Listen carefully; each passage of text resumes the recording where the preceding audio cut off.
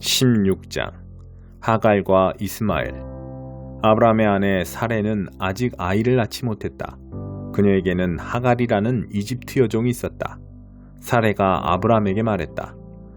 하나님께서 내가 아이 갖는 것을 좋다고 여기지 않으시니 당신은 내 여종과 잠자리를 같이 하세요. 내가 여종의 몸을 빌려서 대를 이을 수 있을지도 모르잖아요. 아브라함은 사레의 말을 따르기로 했다. 그리하여 아브라함의 아내 사레는 자신의 이집트 여종 하갈을 데려다가 자기 남편 아브라함에게 아내로 주었다. 이것은 아브라함이 가나안 땅에 산 지 10년이 지난 뒤의 일이었다. 그가 하갈과 잠자리를 같이 하자 하갈이 임신을 했다.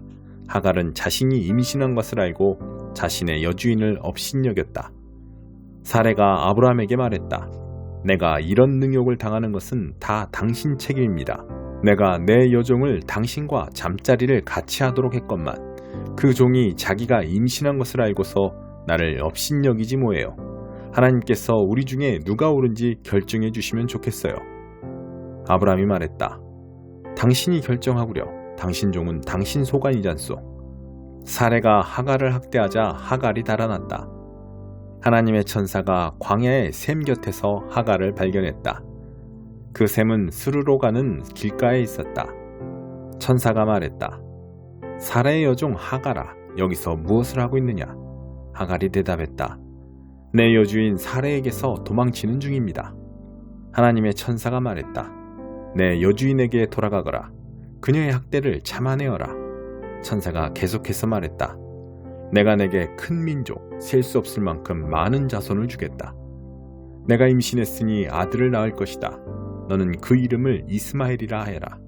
하나님께서 내 소리를 듣고 응답하셨다. 그는 날뛰는 야생마처럼 될 것이다. 남과 맞서 싸우고 남도 그와 맞서 싸울 것이다. 그는 늘 문제를 일으키며 자기 가족과도 사이가 좋지 못할 것이다.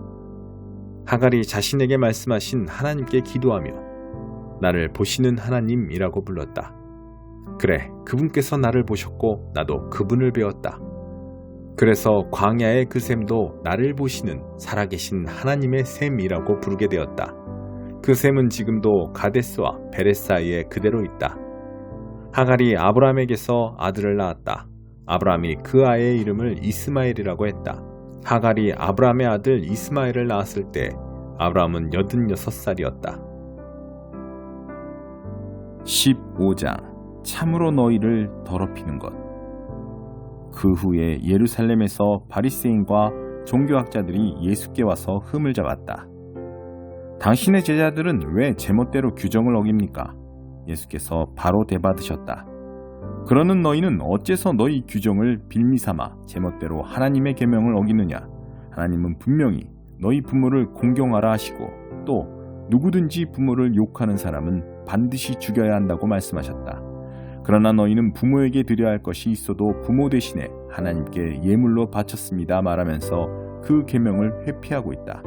그것이 어떻게 부모를 공경하는 것이라고 하겠느냐? 너희는 너희 규정대로 하나님의 계명을 무효로 만들고 있다. 이 사기꾼들아, 너희 같은 사기꾼들에 대해 이사야가 전곡을 찔러 잘 말했다. 이 사람들은 거창하게 말은 바로 한다만 그 속에 마음이 담겨 있지 않다. 그들은 나를 예비하는 것처럼 행동하지만 진심에서 우러난 것이 아니다. 무엇이든 자기네 구미에 맞는 가르침을 위해 내 이름을 팔고 있을 뿐이다. 예수께서 무리를 불러놓고 말씀하셨다. 잘 듣고 마음에 새겨두어라. 너희 삶을 더럽히는 것은 너희가 입으로 삼키는 것이 아니라 너희 입에서 토해내는 것이다. 나중에 제자들이 와서 예수께 말했다. 바리새인들이 주님 말씀을 듣고는 얼마나 못마땅해 하는지 아십니까? 예수께서 무시해버렸다. 하늘에 계신 내 아버지가 심지 않으신 나무는 다 뿌리째 뽑힐 것이다. 내버려 두어라. 그들은 눈먼 사람을 인도하는 눈먼 사람이다. 눈먼 사람이 눈먼 사람을 인도하면 둘 다 구덩이에 빠지는 법이다. 베드로가 말했다. 잘 모르겠습니다. 쉽게 말씀해 주십시오. 예수께서 대답하셨다. 너희도 모르느냐? 우둔해지기로 작정이라도 한 것이냐? 무엇이든지 입으로 삼키는 것은 장으로 들어가서 결국 배설되는 것을 알지 못하느냐? 하지만 입에서 나오는 것은 마음에서 비롯된 것이다. 우리가 토해내는 악한 논쟁과 살인과 간음과 음란과 도둑질과 거짓말과 악담이 모두 마음에서 나온 것이다. 우리가 토해내는 악한 논쟁과 살인과 간음과 음란과 도둑질과 거짓말과 악담이 모두 마음에서 나온다. 바로 이런 것들이 너희를 더럽힌다. 어떤 음식을 먹고 안 먹고 손을 씻고 안 씻고는 전혀 상관없는 일이다. 병든 사람들을 고쳐주시다. 예수께서 거기에서 떠나 두로와 시돈으로 가셨다. 그들이 도착하기가 무섭게 그 지방에 사는 가나안 여자가 다가와 간청했다. 다윗의 자손이신 주님, 불쌍히 여겨주십시오. 제 딸이 악한 귀신에 들려 몹시 괴로워하고 있습니다. 예수께서 여자의 말을 무시하셨다. 제자들이 다가와 불평했다. 여자가 우리를 귀찮게 합니다. 어떻게 좀 해주십시오. 성가셔 죽겠습니다. 예수께서 거절하시며 그들에게 말씀하셨다. 나는 이스라엘의 잃어버린 양을 대하는 것만으로도 바쁘다. 그러자 여자가 다시 예수께 와서 무릎을 꿇고 애원했다. 주님, 저를 도와주십시오. 예수께서 말씀하셨다. 자녀들의 입에서 빵을 빼앗아 개들에게 던져주는 것은 옳지 않다. 여자가 재빨리 받았다. 옳습니다, 주님. 하지만 구걸하는 개들도 주인의 상에서 떨어지는 부스러기를 먹습니다. 예수께서 뜻을 굽히셨다. 여자야, 내 믿음이 남다르다. 내 소원대로 되었다. 그 즉시 여자의 딸이 나았다. 예수께서 돌아오셔서 갈릴리 호숫가를 걸어 산에 올라가셨다. 거기에 자리를 정하시고 사람들을 맞을 채비를 하셨다. 수많은 사람들이 중풍병자와 눈먼 사람과 다리를 저는 사람과 말 못하는 사람과 그 밖에 도움이 필요한 사람들을 예수께서 어떻게 하시나 보려고 그분 발 앞에 데려왔다. 예수께서 그들을 고쳐주셨다. 사람들은 말 못하던 사람이 말하고 다리를 저는 사람이 건강해지고 중풍병자가 걸어다니고 눈먼 사람이 사방을 둘러보는 것을 보면서 놀라워했다. 그들은 하나님께서 자기들 가운데 생생히 살아계심을 모든 사람에게 알렸다. 그러나 예수께서는 다 끝내신 것이 아니었다. 예수께서 제자들을 불러 말씀하셨다. 이 사람들을 보니 내 마음이 아프구나. 이들이 사흘이나 나와 함께 있었는데 이제 먹을 것이 없다. 배고픈 채로 가다가는 길에서 쓰러질지도 모르니 차마 보내지 못하겠다. 제자들이 말했다. 하지만 여기는 허허벌판인데 끼니가 될 만한 음식을 어디서 구하겠습니까? 예수께서 물으셨다. 너희에게 빵이 얼마나 있느냐? 빵 7개와 물고기 몇 마리가 있습니다. 그들이 말했다. 그러자 예수께서 사람들을 앉게 하셨다. 예수께서는 빵 7개와 물고기를 손에 들고 감사를 드리신 후에 사람들에게 나누어 주셨다. 모두가 먹되 원하는 만큼 실컷 먹었다. 남은 것을 거두니 큰 것으로 7바구니나 되었다. 4,000명이 넘는 사람들이 배부르게 먹었다. 예수께서 그들을 보내시고 나서 배에 올라 마가단 지방으로 건너가셨다. 5장. 여자들을 포함한 모든 백성이 동포 유대인들에게 거세게 항의했다. 어떤 사람들은 이렇게 말했다. 우리는 가족이 많으니 살아남으려면 양식이 필요합니다. 다른 사람들은 이렇게 외쳤다. 입에 불칠이라도 할 만큼 곡식을 얻으려면 우리 밭과 포도원, 집을 저당 잡혀야 합니다. 또 다른 사람들은 이렇게 말했다. 왕에게 세금을 내려면 우리 밭과 포도원을 저당 잡히고 돈을 빌려야 합니다. 보다시피 우리는 유대인 형제들과 똑같은 살과 피를 가지고 있으며 우리 자녀들도 그들의 자녀들과 다를 바 없습니다. 그런데도 우리는 이제 자녀들까지 종으로 팔아야 할 처지가 되었습니다. 우리 딸들 가운데는 이미 팔려간 경우도 있는데 우리 밭과 포도원이 다른 사람 소유이니 어쩔 도리가 없습니다. 그들의 항의와 불만을 들은 나는 정말 화가 났다. 그 내용을 신중히 생각한 끝에 나는 귀족과 관리들을 불러 꾸짖었다. 당신들은 형제를 갈취하고 있어. 이어서 나는 큰 회의를 소집하여 그 문제를 다루었다. 우리는 외국인에게 종으로 팔릴 수밖에 없는 유대인 형제들을 애써 값으로 치르고 찾아왔소. 그런데 이제 당신들이 빚을 빌미로 그 형제들을 다시 종으로 팔고 있소. 우리도로 그들을 다시 사오라는 말입니까? 그들은 아무 말이 없었다. 무슨 말을 할 수 있겠는가? 이것은 정말 악한 짓이오. 당신들에게는 하나님을 경외하는 마음이 조금도 남아있지 않은 겁니까? 주변 나라와 우리의 원수들이 우리를 어떻게 생각할지 신경도 안 쓴단 말입니까? 나와 내 형제와 내 밑에서 일하는 사람들도 백성에게 돈을 빌려주고 있어. 이제 이자로 그들을 갈취하는 일은 당장 그만두어야 하오. 저당 잡은 백성의 밭과 포도원과 올리브 과수원과 집을 당장 돌려주시오. 그리고 그들에게 돈과 곡식과 새 포도주와 올리브 기름을 구워주고 받는 이자도 탕감해 주시오. 그들이 말했다. 모두 돌려주겠습니다. 그들에게 더 이상 요구하지 않겠습니다. 말씀하신 대로 다 하겠습니다. 나는 제사장들을 불러놓고 그들이 한 말을 지키도록 서약하게 했다. 그리고 내 주머니를 뒤집어 털면서 말했다. 누구든지 이 약속을 지키지 않는 자는 하나님께서 그의 주머니와 집도 이렇게 뒤집어 털어버리실 것이오. 모두가 전심으로 예, 우리가 그렇게 하겠습니다 하며 하나님을 찬양했다. 그리고 그들은 그 약속을 지켰다. 나는 아닥사스다 왕 20년에 유다 땅 총독으로 임명받아 아닥사스다 왕 32년까지 12년 동안 총독으로 있었지만 나와 내 형제들은 총독으로서 받아야 할 녹을 받지 않았다. 내 전임 총독들은 양식과 포도주를 사기 위해 하루에 은 40세겔, 약 0.5kg씩을 백성에게서 거두어들여 그들을 착취했고 그 아랫사람들도 무자비하게 백성을 괴롭혔다.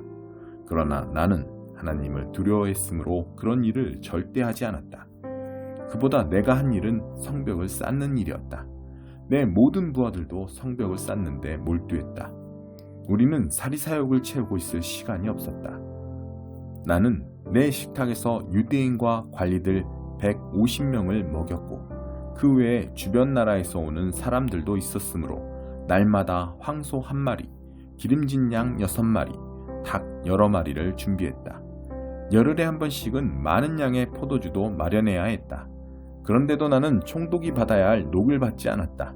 백성의 삶이 이미 몹시도 힘겨웠기 때문이다. 나의 하나님, 이제 이 백성을 위해 행한 모든 일을 기억하시고 제게 은혜를 베풀어 주십시오. 15장 이방인 신자들을 위한 지침. 얼마 후에 유대인들 몇 사람이 유대에서 내려와 모세의 방식대로 할례를 받지 않으면 구원받을 수 없다면서 모든 사람이 할례를 받아야 한다고 주장했다. 바울과 바나바가 즉시 일어나서 강력히 항의했다. 교회는 이 문제를 해결하기 위해 바울과 바나바와 다른 몇 사람을 예루살렘으로 보내 사도와 지도자들 앞에 이 문제를 내놓기로 했다. 그들은 전송을 받고 길을 떠나 페니키아와 사마리아를 지나면서 이방인들에게도 돌파구가 열렸다는 소식을 만나는 모든 사람에게 전했다. 그 이야기를 들은 사람들은 모두 굉장한 소식이라며 환호했다. 바울과 바나바가 예루살렘에 이르자 사도와 지도자들을 비롯해 온 교회가 그들을 따뜻하게 맞아주었다. 두 사람은 최근 여행 중에 하나님께서 자신들을 사용하셔서 이방인들에게 문을 열어주신 일을 보고했다. 몇몇 바리새인들이 일어나 자신들의 의견을 밝혔다. 그들은 믿는 사람들이기는 했으나 바리새인의 강경 노선을 계속 고수하려는 이들이었다. 그들이 말했다. 이방인 개종자들에게도 할례를 주어서 모세의 율법을 지키게 해야 합니다. 사도와 지도자들이 특별회의를 소집해 이 문제를 깊이 논의했다. 여러 주장이 끊임없이 오가는 가운데 열띤 논쟁을 벌였다. 그때 베드로가 자리에서 일어나 이렇게 말했다. 친구 여러분, 여러분도 잘 아시다시피 하나님께서는 이방인들도 이 복된 메시지를 듣고 받아들이기 원하신다는 것을 일찍부터 아주 분명히 밝히셨습니다. 그것도 전에 들은 말이 아니라 바로 내가 전하는 말을 직접 듣고 받아들이게 하셨습니다. 우리의 어떤 거칠애에도 속지 않으시고 언제나 사람의 생각을 아시는 하나님께서 우리에게 주신 것과 똑같은 성령을 그들에게도 주셨습니다. 그분은 우리를 대하시는 것처럼 이방인들을 대하셨습니다. 하나님께서는 그분을 믿고 신뢰하는 이방인들에게 역사하셔서 먼저 그들이 누구인지 깨닫게 하시고 그 중심에서부터 시작해서 그들의 삶을 깨끗게 하셨습니다. 그런데 어찌하여 지금 여러분은 하나님보다 더한 하나님이 되어서 우리 조상을 짓누르고 우리까지 짓누른 규정들을 새로 믿는 이 사람들에게 지우려는 것입니까? 주 예수께서 놀랍도록 너그러운 은혜로 우리를 찾아주셔서 구원해 주신 것처럼 우리 민족이 아닌 이방인들도 그렇게 구원해 주셨다는 것을 우리가 믿지 않습니까? 그렇다면 지금 우리가 무엇을 두고 싸우는 것입니까? 깊은 침묵이 흘렀다. 아무도 입을 열지 않았다. 그 침묵 가운데 바나바와 바울은 자신들의 사역을 통해 하나님께서 다른 민족들 가운데 행하신 기적과 이적을 사실대로 보고했다. 침묵은 더욱 깊어져 사람들의 숨소리까지 들릴 정도였다. 야고보가 침묵을 깼다. 친구 여러분, 들으십시오. 시므온이 우리에게 전해준 대로 하나님께서는 이방 민족들도 품으실 것을 처음부터 분명히 말씀하셨습니다. 이것은 예언자들의 말과 정확히 일치합니다. 이후에 내가 돌아와 다윗의 무너진 집을 다시 세울 것이다. 내가 모든 조각을 다시 맞추어 새 것처럼 보이게 할 것이다. 이방인들도 구하는 자는 찾게 되고 갈 곳을 얻게 되며 모든 이방 민족도 내가 하는 일을 알게 될 것이다. 하나님께서 이렇게 말씀하셨고 이제 그 말씀대로 행하고 계십니다. 이것은 느닷없이 일어난 일이 아닙니다. 그분은 처음부터 이렇게 하실 것을 알고 계셨습니다. 그러니 내 판단은 이렇습니다. 우리는 주님께로 돌아오는 이방인들에게 불필요한 짐을 지우지 말아야 하겠습니다. 우리가 그들에게 편지를 써서 이렇게 말하는 것이 좋겠습니다. 우상과 관계된 활동에 관여하지 않도록 조심하고 성생활과 결혼의 도덕을 지키며 유대인 그리스도인들에게 거슬리는 음식, 이를테면 피 같은 것은 내놓지 마십시오. 이것은 모세가 전한 기본 지혜입니다. 이것은 우리가 안식일을 지켜 모일 때 지금까지 어느 도시에서나 수백 년 동안 전하고 지켜온 것입니다. 사도와 지도자와 모든 사람들이 거기에 동의했다. 그들은 교회에서 상당히 비중 있는 바사바라는 유다와 실라를 택하고 바울과 바나바와 함께 그들 편으로 다음의 편지를 안디옥으로 보냈다. 여러분의 형제인 사도와 지도자들이 안디옥과 시리아와 길리기아에 있는 우리 형제들에게 편지합니다. 평안하십니까? 우리 교회의 몇몇 사람들이 여러분에게 가서 여러분을 혼란스럽고 당황스럽게 하는 말을 했다는 소식을 들었습니다. 알아두십시오. 우리는 그들에게 아무런 권한도 준 적이 없습니다. 그들은 우리가 보낸 사람들이 아닙니다.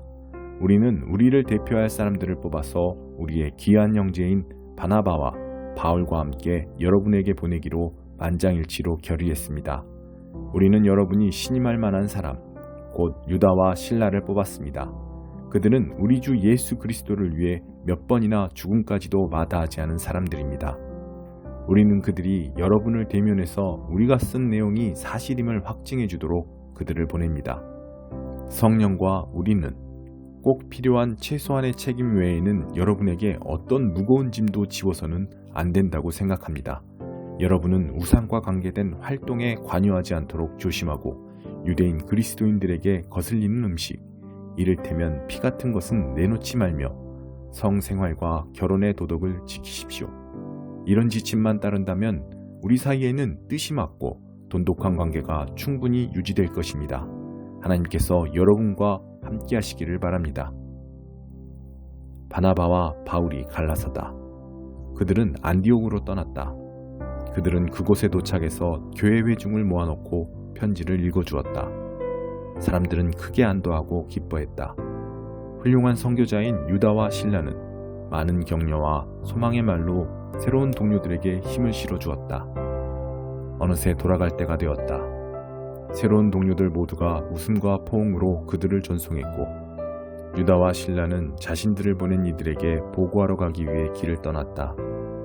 바울과 바나바는 안디옥에 머물면서 하나님 말씀을 가르치고 전했다. 그러나 그들은 혼자가 아니었다. 당시 안디옥에는 가르치고 전하는 사람들이 많이 있었다.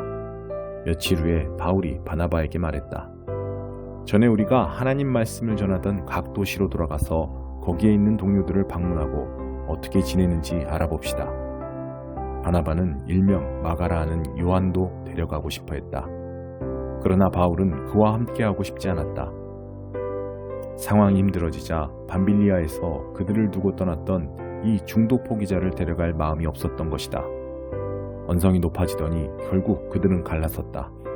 바나바는 마가를 데리고 배편으로 키프로스로 갔다.